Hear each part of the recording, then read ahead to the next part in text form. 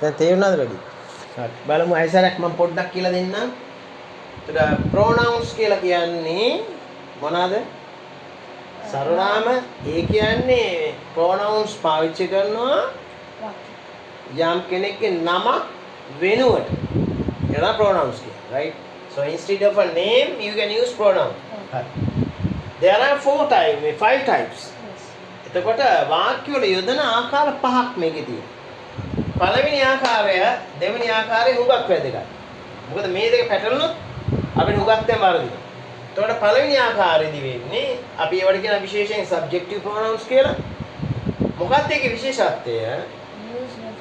Yes. We use this before full verb. Full verb එකට පස්සේ කොයි වෙලාවකත් අපිට මේක පාවිච්චි කරන්න බෑ. For example මේ වගේ. මොකද්ද?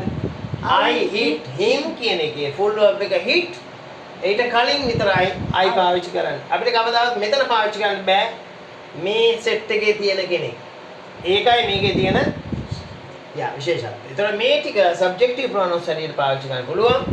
මට ඕනේ නම් මේ අය object එකක් හැටියට පාවිච්චි කරන්න අපිට සිද්ධ වෙනවා එයාගේ pattern එක මාරු කරන්න නේද? he එක him හැටියට. ඔව්. ඒතර I එක me හැටියට වෙනවා.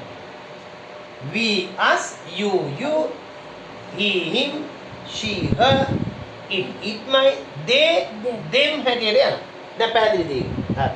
ඒ තමයි ප්‍රධාන දෙවෙනි ආකාරය. මේ දෙක ඉම්පෝටන්ට් වෙනවා.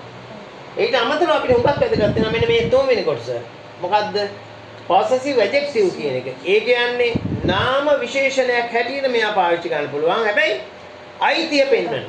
possess කියන අයිතිය. ඒතර අයිතිය පෙන්වන නාම විශේෂණයක් හැටියට මෙයා පාවිච්චි කරනකොට අනිවාර්යෙන් ඒ නාම විශේෂණයට පස්සේ noun එකක් දාන්න ඕන. I නම් my. ඒ කියන්නේ මගේ pen කියලා ගත්තොත් my pen මගේ pen. එතකොට our pens, your pen, his pen, her pen, its pens. Its කියන එක අපි සාමාන්‍යයෙන් පාවිච්චි කරන්නේ පුද්ගලයෙකුට හරි සතෙකුට හින්දා pen එක ඕනේ. අපිට පුළුවන් අර dog ගැන කියද්දි its tail එයාගේ වලිගේ. හරි. they කියන එකේ එතකොට මේ adjective pronoun එක වෙන්නේ their. ඒක ශබ්ද කරන්නේ their කියලා. they are නෙමෙයි their. ඒතර their එකේ විතරයි කියන්නේ ඔවුන්ගේ කියලා. ඒතර their house, their dogs. නේ පැහැදිලිනේ? ඒතර our books, their dogs, their books, their tables. කොන එකක් පාවිච්චි කරලා. පැහැදිලිද ඒක?